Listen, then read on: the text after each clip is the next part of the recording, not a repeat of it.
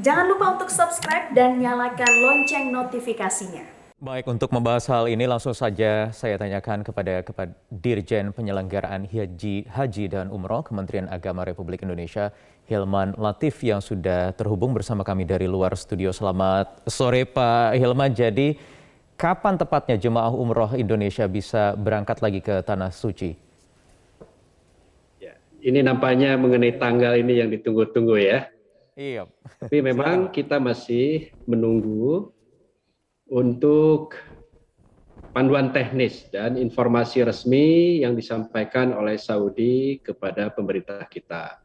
Jadi sampai saat ini kita baru mendapatkan informasi nota diplomatik tentang kemungkinan ya membuka kembali ya kesempatan bagi jamaah umroh Indonesia untuk bisa menjalankan ibadah haji. Tetapi di situ kita belum ada panduan resmi ataupun informasi lebih jauh tentang kapan dan bagaimana serta persyaratan apa saja yang harus dipenuhi oleh jamaah umroh dari Indonesia. Jadi saya kira kita hanya bisa berharap secepatnya gitu ya. Dan kemudian dari pemerintah Indonesia dengan pemerintah Saudi itu juga sudah bisa lebih siap ya secara teknis terutama untuk mitigasi pelaksanaan umroh masa pandemi. Jadi kalau dari poin-poin yang kemarin disampaikan, dikeluarkan informasinya lewat Kedutaan Besar Kerajaan Arab Saudi di Jakarta, itu apa saja? Ya, itu kan kesempatan ya bagi Indonesia untuk bisa melaksanakan umroh kembali, ya kemudian juga tentang kebijakan karantina, ya kemudian mengenai vaksin, tetapi kan itu belum detail Pak, ya. Dan informasi tentang misalnya orang yang kurang memenuhi syarat wajib mengikuti karantina selama 5 hari. Nah, yang kurang memenuhi syarat itu siapa? Ya. Nah, oleh karena itu dari Kementerian Agama, Kemenlu maupun Kemenkes terus berkoordinasi, termasuk juga rekan-rekan kita yang saat ini berada di konjen di Saudi terus berkomunikasi untuk mendalami hal ini.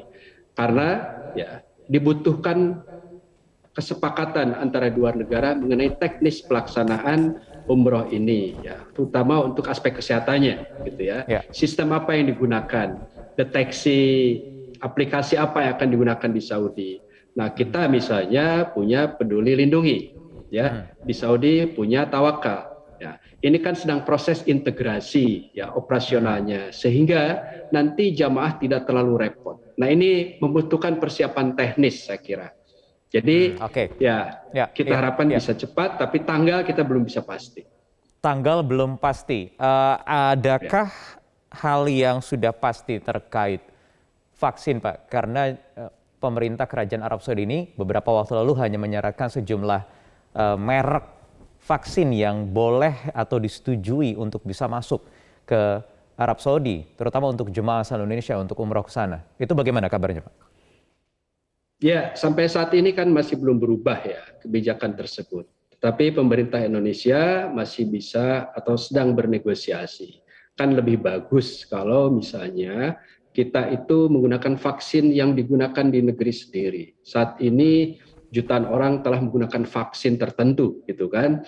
Nah, kalaupun ada kewajiban itu ya bagaimana mekanismenya, akan di mana dilaksanakan, siapa yang berwenang untuk memberikan otorisasi ya untuk vaksin tersebut. Nah, ini teknis ini Mas Wahyu yang sedang kita siapkan dengan Kemenkes misalnya.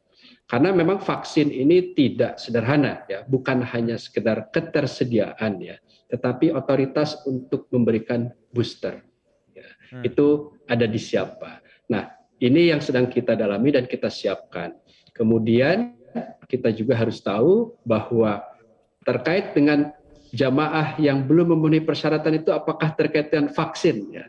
Apakah vaksinnya harus 2? Bagaimana yang belum vaksin? Nah, tentu ini juga hal yang harus kita jelaskan ke jamaah gitu ya, sehingga mereka betul-betul siap secara teknis. Baik, Pak Hilman, selain urusan vaksin, apalagi yang dijadikan syarat utama, terutama untuk memenuhi aspek protokol kesehatan bagi jemaah umroh asal Indonesia yang hendak ke Tanah Suci?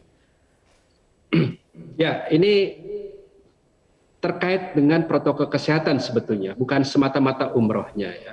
protokol kesehatan yang harus siap ya dilaksanakan oleh jamaah maupun penyelenggara ibadah umroh dan juga pemerintah yang memfasilitasinya. Nah, karena itu kita berharap bahwa nanti ketika pelaksanaan umroh kita katakanlah ada skenario ya, untuk meminimalisir ya, kemungkinan adanya zero incident atau adanya insiden. Karena itu kita coba membuat simulasi-simulasi ya di Indonesia. Apakah kita akan membuat one gate policy untuk saat ini agar kita bisa mendorong zero incident, gitu ya. Nah, dari mulai pre-departure-nya ya kita atur apakah kita nanti akan menggunakan asrama haji dulu untuk saat ini agar terkendali dan terkontrol, kemudian baru dilaksanakan di sana. Jadi semuanya akan kita coba integrasikan dulu. Seperti halnya ya mungkin boleh dikatakan lah umroh rasa haji di dalam penataannya ya. Jadi tidak semata-mata diberikan kebebasan kepada lembaga untuk langsung pergi ke sana gitu ya. Tapi kita harus standarisasi. Ya, iya. Jadi Pak Hilman, apa kemudian informasi yang bisa disampaikan terlebih dahulu untuk calon jemaah umroh asal Indonesia yang sudah tidak sabar untuk bisa berangkat melaksanakan ibadah umroh ke Tanah Suci di tengah pandemi ini? Baik, terima kasih Mas Wahyu. Yang pertama adalah dari 3 kementerian ya, Kemenag, Kemenlu maupun Kemenkes sudah ada tim ya yang mempersiapkan skenario dan model pelaksanaan secara teknis di Indonesia untuk pre-departure-nya ya. Itu kita siapkan. Yang kedua, dari rekan-rekan kita yang ada di Konjen ya di Saudi, saya di Jeddah juga berkomunikasi, dan kalau tidak salah siang ini juga mereka bertemu dengan pihak Saudi untuk membahas berbagai aspek yang bisa ya memberikan kemudahan ya kepada jamaah kita. Jadi kita inginkan di Indonesianya siap ya, jamaah kita siap, sistemnya juga siap, di sananya juga sudah match dengan sistem kita dari mulai aspek digitalnya ya.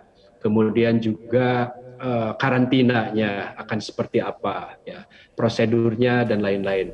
Jadi mudah-mudahan harapannya adalah dari Saudi ya sudah ada panduan teknisnya untuk kita dan dari kita juga sudah siap untuk melaksanakannya.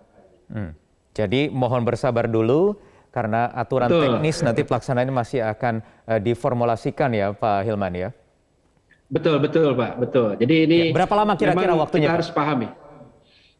Ya saya berharap gini, kalau untuk pelaksanaan teknis bersama Saudi itu kan tergantung dari proses yang ada di sana. Kita berharapkan 1-2 minggu kita bisa selesai panduan teknis, kemudian di Indonesia juga bisa selesai, dan itu kan terkait dengan nanti keputusan seperti apa dari sana.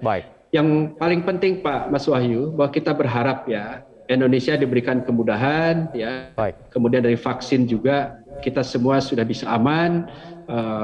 Jamaah juga tidak ada lagi insiden, dan insya Allah mudah-mudahan bisa segera lancar lah untuk pelaksanaan umroh ini. Baik. Terima kasih Pak Hilman Latif, Dirjen Pelaksanaan Haji dan Umroh Kementerian Agama Republik Indonesia.